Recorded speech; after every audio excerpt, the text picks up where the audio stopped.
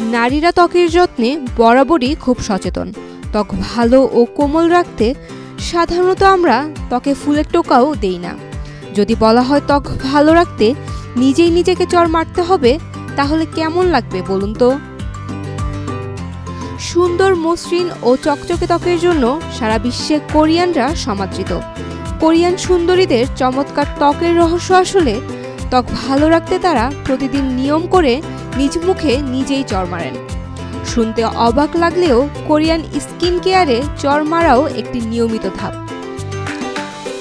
আমরা সাধারণত যত্ন নিয়ে মুখের ওপর টোনার, ক্লিনজার এবং ময়শ্চারাইজার আলতোভাবে মাসাজ করি।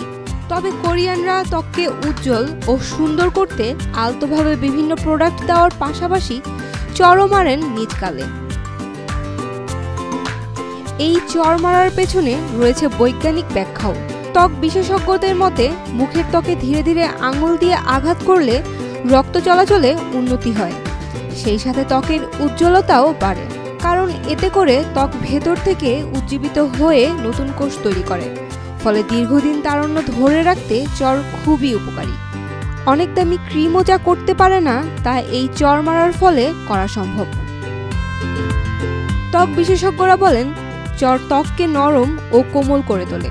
অনেক বিশেষজ্ঞরা বিউটি সিস্টেম হিসেবে মুখে চড় মারার কথাও বলে থাকেন, কারণ এটি কোলাজেন উৎপন্ন করে মুখের বলিরেখা কমায়, সেই সাথে ত্বকে ক্রিম আরও ভালোভাবে শোষণ করতে সাহায্য করে।